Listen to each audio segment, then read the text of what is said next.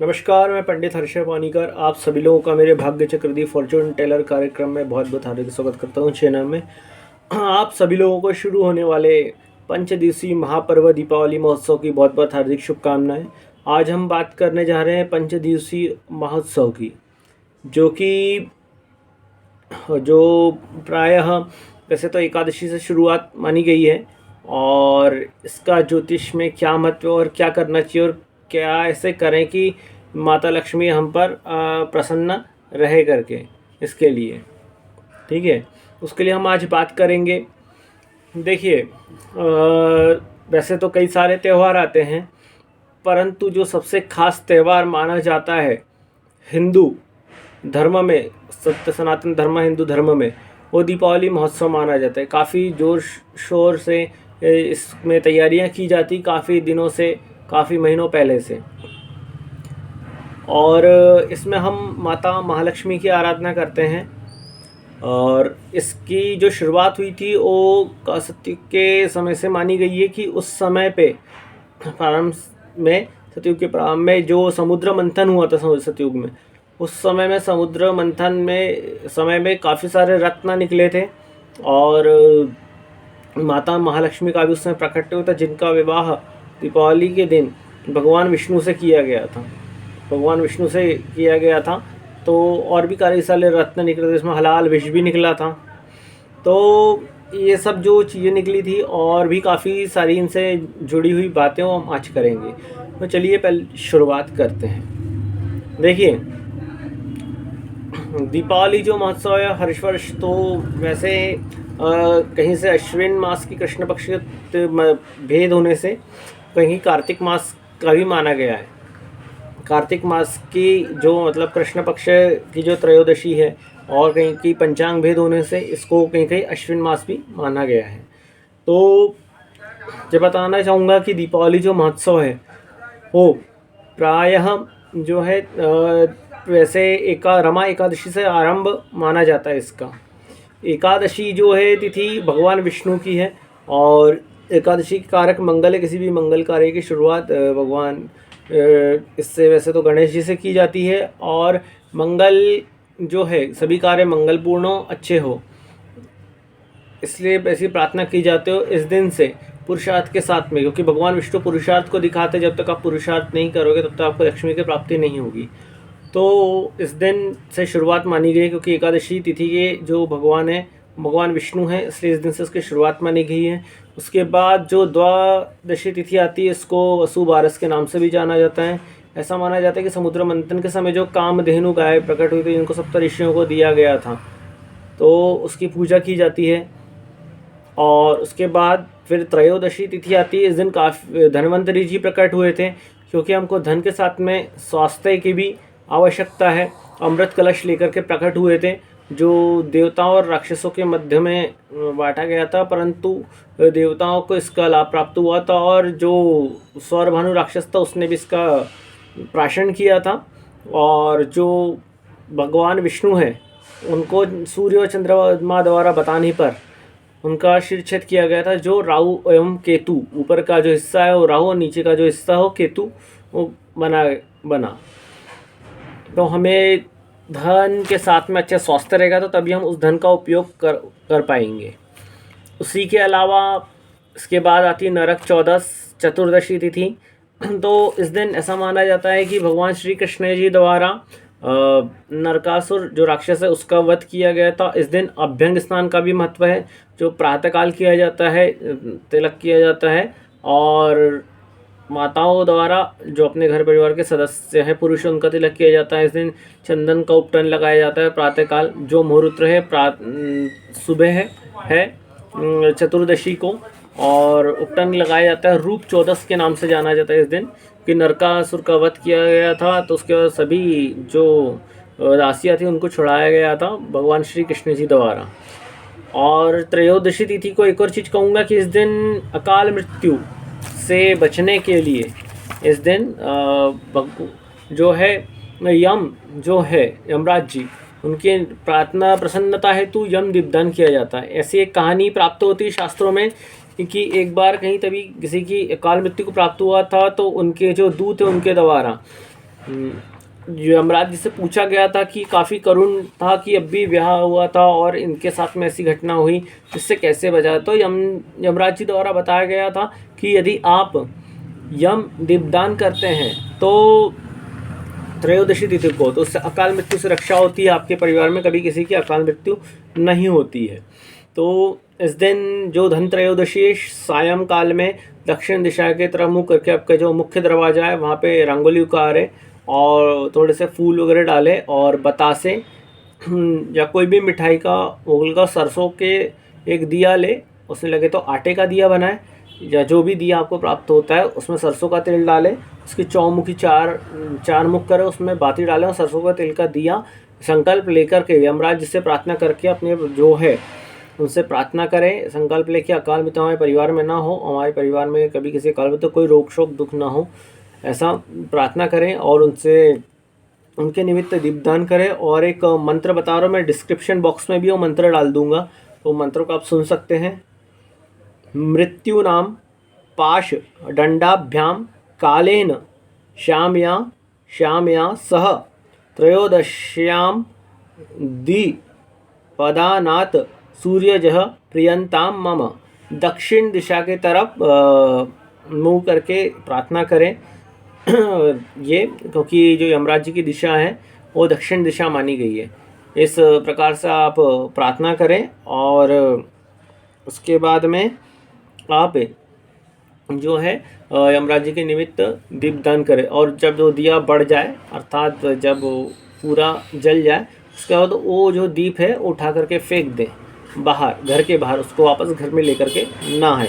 अब बात करेंगे इस दिन जो अभ्यंग स्नान है प्रातः काल किया जाएगा सूर्योदय से पूर्व, अर्थात सूर्योदय प्रारंभ होने से पूर्व जो ब्रह्म मुहूर्त रहता है उसमें किया जाता है, उपटन लगाया जाता है और इसमें जो है अपने शरीर में तेल लगाया जाता है और उपटन लगाया जाता है। ऐसा माना जाता है कि इस दिन जो अपन स्नान करते हैं उससे आपकी सूर्य नाड़ी एक्टिव होती है और काफ़ी स्वास्थ्य का लाभ प्राप्त होता है और नरक यातना नहीं भोगनी पड़ती जो इस दिन, अर्थात उसके जीवन में कभी भी अलक्ष्मी नहीं आती है।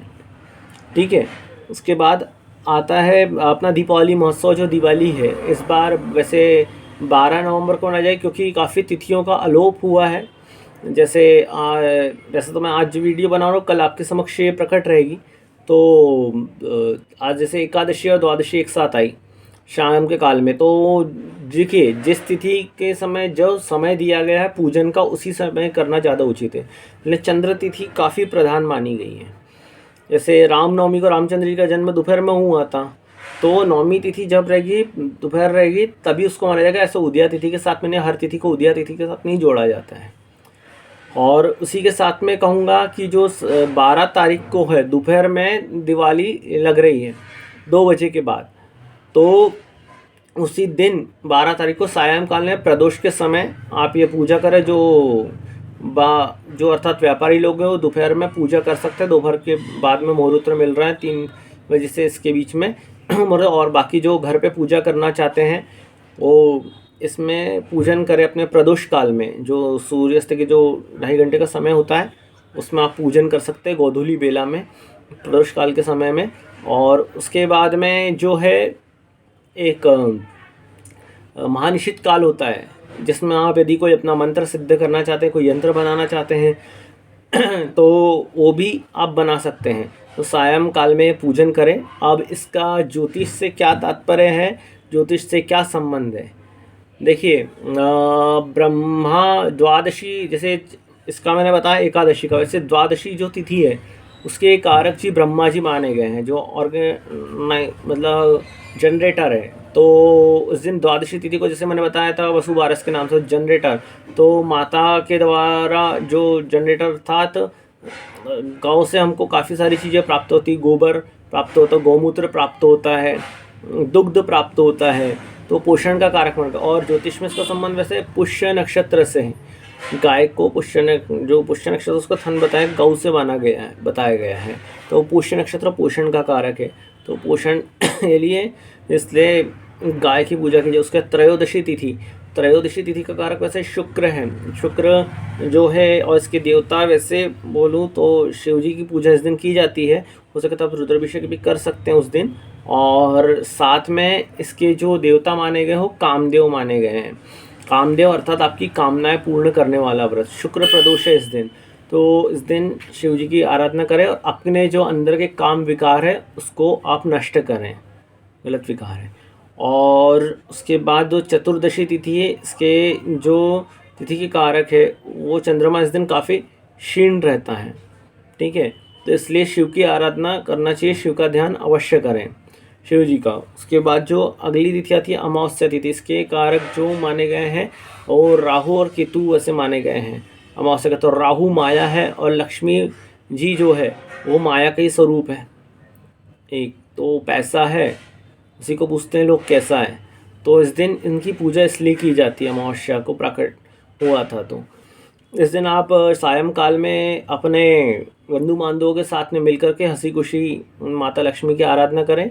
और लक्ष्मी जो कि एक योग बनता है ज्योतिष में, यदि गुरु केंद्र में बैठा हो और छठवें भाव में राहु हो तो एक अष्टलक्ष्मी योग बनता है। तो इस दिन प्रदोष, जैसे मैंने बताया कि इस अमावस्या तिथि का कारक राहु है और जो है गुरु धन का भी कारक माना गया है और शुक्र से भी जोड़ा जाता है इसको। धन का लक्ष्मी जी शुक्र से संबंधित भी है। तो इस दिन अपनी माता का भी, आपके जो घर में लक्ष्मी है उसको भी नमस्कार करें, तथा उनका भी पूजन करें, उनका भी सम्मान अवश्य करें। और एक प्रार्थना बता रहा हूँ मैं, वो अवश्य करें। डिस्क्रिप्शन बॉक्स में भी मैं लिख दूंगा, यहाँ पे आप देख सकते हैं, या स्क्रीन पे भी आपको दिख सकती हूँ, प्रार्थना में डाल दूंगा। नमस्ते सर्वदेवानां वरदो श्रीहरि प्रिय या गति स्त्वत प्रपन्नानां सामे भूयात् तव दर्शनात् धनदायी नमस्तुभ्यं विधि पद्माधिपे शुभे भवन्तु त्वत्प्रसादेन धनधन्यादि संपदा। इस प्रकार आप लक्ष्मी पूजन कर सकते हैं। और हो सके तो आप यदि लक्ष्मी की प्राप्ति चाहते हैं तो अंक वाले जो यंत्र रहते हैं वो अवश्य लेकर के, या घर पे बना सकते हैं। नेट पे सर्च करेंगे आपको काफ़ी अंक सारे महालक्ष्मी यंत्र मिल जाएंगे, वो बनाएं। यदि अनार की कलम से, और अनार की कलम से वो एक भोजपत्र है तो किसी भी पीले कागज़ पे यदि आपको अनार की कलम नहीं मिलती है तो जो नीला पेन, मतलब नीला बोल रहा हूँ, माफ़ कीजिएगा, जो रेड कलर का शाई वाला पेन होता है, पॉयलेट पेन शाई वाला, उससे आप वो यंत्र बना सकते हैं, उसका आप पूजन कर सकते हैं। परंतु महानिशित काल में बनाइएगा तो ज़्यादा उचित है। और साथ में जो लक्ष्मी जी की मूर्ति है वो आप त्रयोदशी तिथि को ही लाएं तो ज़्यादा उचित है। अर्थात प्रदोष में उनके साथ में पीली कोड़ियाँ, गोमती चक्र और कमल गट्टा अवश्य लाए। और कमल गट्टे की माला सभी से जो जप किया जाए लक्ष्मी के मंत्रों का, काफ़ी सारे मंत्र हैं, जैसे एक ओम ह्रीं श्रीं क्लीं महालक्ष्मीभ्यो नमः, इसका आप जप कर सकते हैं। या ओम श्रीं ह्रीं श्रीं कमले कमलालय प्रसिद्ध प्रसिद्ध श्रीं ह्रीं श्रीं महालक्ष्मी नमः, ये मंत्र भी मैं डाल दूंगा, आपको स्क्रीन पे दिख जाएगा, तो इस मंत्रों का आप जप कर सकते हैं। या ओम श्रीं श्रीये नमः, यदि दिवाली की रात इस मंत्र का आप यदि लगातार दिवाली भर में आप जप करते हैं, ओम श्रीं नमः श्रीं नमः श्रीं नमः श्रीं नमः, तो इसका आप लगातार जप कर लक्ष्मी आपको मिलती रहेगी करके। उसके साथ में आप श्री सूक्त के जो 16 ऋचाएँ हैं, यदि पति पत्नी मिलकर के, पति 8 और पत्नी 8, या आप अकेले हैं तो 16 ऋचा को 16 बार पाठ करके एक बार में घी से हवन आहुति करते हैं पंच दिवस में। हो सके तो उसमें गन्ने का रस मिला ले साथ में, और गन्ने के रस से इसका हवन करते हैं। और महालक्ष्मी का श्रीखंड है, गन्ने के रस से आप अभिषेक करते हैं। और इस दिन प्रदोष है, तो प्रदोष जो है त्रयोदशी के तिथि को, तो उस दिन आप विष्णु का दक्षिणावर्ती शंख में जल भरकर विष्णु का जी का अभिषेक करते हैं। और शंकर जी का आप शंख से अभिषेक नहीं करेंगे, नॉर्मल अभिषेक करते हैं, तो आपको अखंड लक्ष्मी की प्राप्ति होती है। और जो लक्ष्मी जी की स्थापना है यदि बताऊं तो आप धन त्रयोदशी जी को मूर्ति लेकर के आइए उस दिन। बाकी के आप जैसे देवियों की आराधना करते हैं उसी प्रकार से माता लक्ष्मी की भी इस दिन आप आराधना कीजिए। अन्य माँओं की तरह ये भी एक माई है, लक्ष्मी माता है। तो आप जैसे, क्योंकि काफ़ी लोगों का भेद है कि लक्ष्मी जी की पूजन का क्या करें, और विसर्जन को लेकर के भी एक चीज़ मैं क्लियर कर दूंगा, जिसका सृजन हुआ है उसका विसर्जन भी होता है। परंतु ये जो लक्ष्मी पूजन आप करते हैं, आप लक्ष्मी पूजन के बाद अक्षर अवश्य छोड़ें और वो मूर्ति 1 साल तक अपने घर पे रखें। और अगले साल जब दिवाली आएगी 2024 में, तो नई मूर्ति ला करके उसका पूजन कीजिएगा, और यह मूर्ति अपने कहीं कहीं पे भी आप रख सकते हैं यथा स्थान में हो सके तो आप इसको नैऋत्य कोण या जो आपका वेस्ट साइड में या ईशान कोण में आप रख सकते हैं, जहाँ पे भी आपकी जैसी व्यवस्था रहती है वहाँ आप रख सकते हैं, बाहर के लोगों के इसके ऊपर कोई गलत परेशानी ना पड़े इसलिए। और जब अगला वर्ष आएगा और अभी जो भाई दूज के बाद में आप पुरानी मूर्ति का विसर्जन कीजिए, वहाँ पे नई मूर्ति रखिए और जो अभी इस साल पूजी हुई, और जब अगला वर्ष आएगा उस समय भाई दूज के बाद में ये मूर्ति का विसर्जन कीजिएगा, उसके स्थान पे आप जो अगले साल नई मूर्ति रखेंगे फिर ऐसा रखेंगे। तो पुरानी मूर्ति का विसर्जन होता है भाई दूज के बाद में। ये पंचदिवसीय महापर्व है क्योंकि एक मिट्टी से बनी हुई है, तो देखिए और वैसे भी लक्ष्मी चंचला है, ठीक है। तो इस प्रकार से आप दीपावली महोत्सव मनाइए और काफ़ी शुभ योग में मनाए जा रहे हो, हंसी खुशी मनाइए और मिठाई के साथ में हंसी खुशी आप सबसे प्रार्थना करता हूँ माता लक्ष्मी के चरणों में कि आप सबके यहाँ पे काफ़ी धन धान्य भरे रहे, भगवान कुबेर आपके भंडार भरें, माता लक्ष्मी आप लोगों के ऊपर सदा प्रसन्न रहे। धन्यवाद मेरे चैनल को ये जानकारी प्राप्त हुई आपको उसके लिए, और हो सके तो यदि कंटेंट पसंद आया तो इसको लाइक करें और अपने लोगों के साथ में शेयर अवश्य कीजिएगा। धन्यवाद, नमस्कार।